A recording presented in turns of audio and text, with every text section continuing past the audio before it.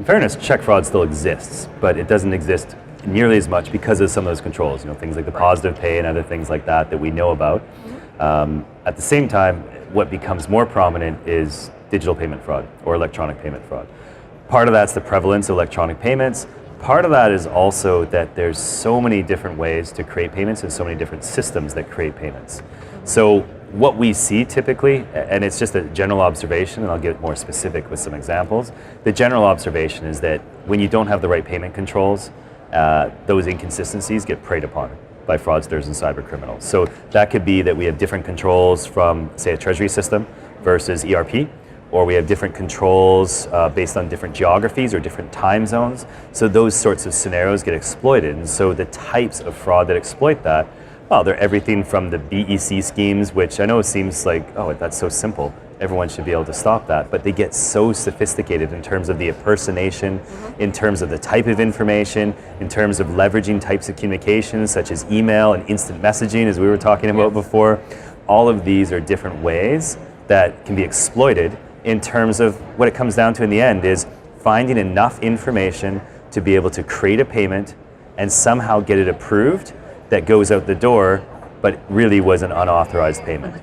So with these types of payment fraud attempts that are around cybercrime, what are companies doing to prevent these losses, or are they doing anything? No, they are doing stuff. And the reason, if you think of AFP had a great payment fraud survey that came out earlier this year and looked at data from 2016. In fact, they'd done the same survey for a number of different years. What they came up with was a frightening number. 74% of organizations reported attempted fraud. Obviously, some of that is fraud that actually happened. I didn't ask those questions because, in fairness, no one's going to answer those questions in an honest way. But 74% of organizations had attempted payment fraud. So are they doing enough? That's a very debatable and subjective question. In my view, there's always things you can do more because we're not dealing with a static threat. We're dealing with something that's evolving.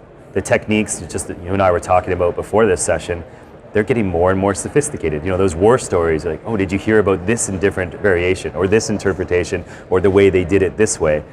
That's evolving at a very quick pace. And as a result, Treasury needs to evolve at a similar pace. Right, and some of these losses are really large. So that's not the check fraud we saw in years past where it's thousands of dollars or tens of thousands of dollars. We're talking millions of dollars that is going out. So how can companies, from a cybercrime aspect, protect their payment process? Yeah. What can they do? Well, actually, one point I'll mention at first, because it's a good point. The dollars can be significant. The interesting one is that the most fraud and cybercrime that we see around payments is actually smaller amounts. So the average extraction is $50,000.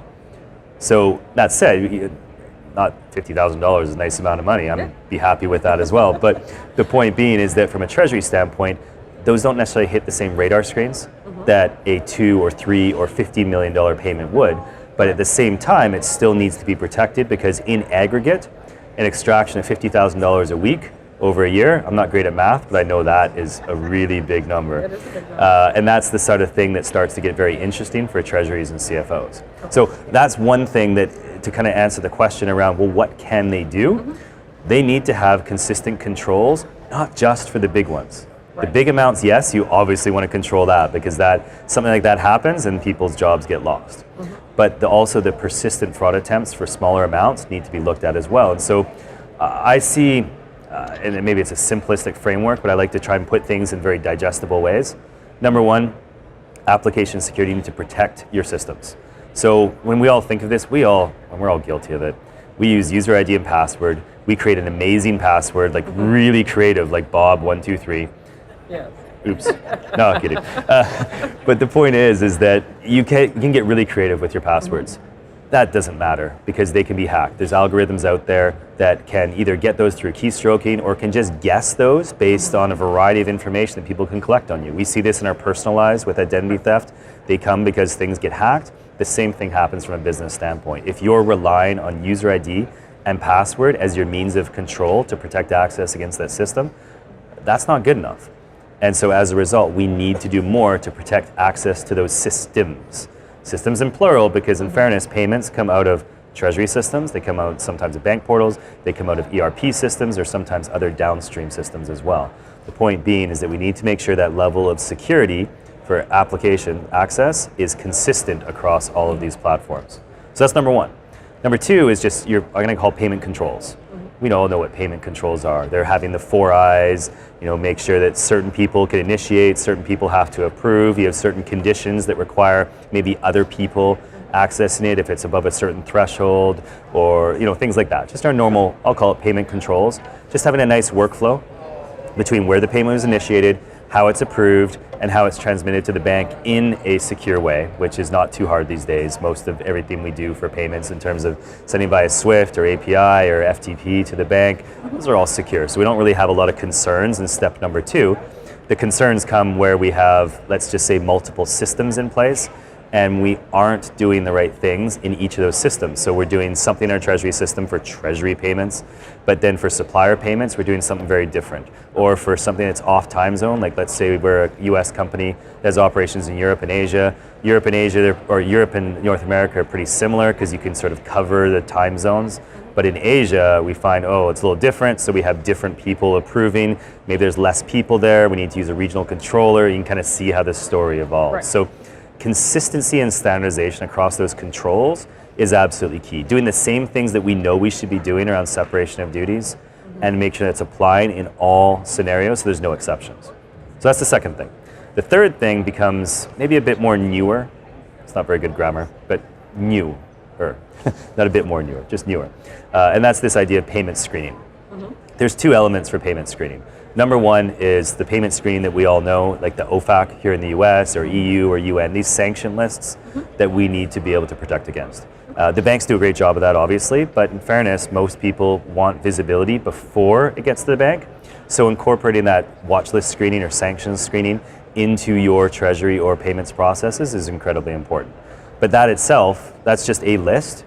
It doesn't necessarily protect against other types of payment fraud, such as I'm sending, maybe my supplier is based in the US, but somehow I'm sending to their BIC that happens to be based in North Korea. May not necessarily flag on OFAC, well that one might, but you get the idea is that we want to make sure that there's certain countries where it doesn't match up, but logically, based on who we're sending. Or if we're importing a payment from ERP, we expect that probably wouldn't be changed at all, but if it was updated, that's an example of a control that we would want to have in the system. So you kind of create this, I'm going to call it internal screening, but basically some sort of scenario-based protection where you can say, here's sort of examples that align with our payment policies. I want to make sure I have a backstop to protect against all of that activity going in addition to the payment controls I have in place. Okay.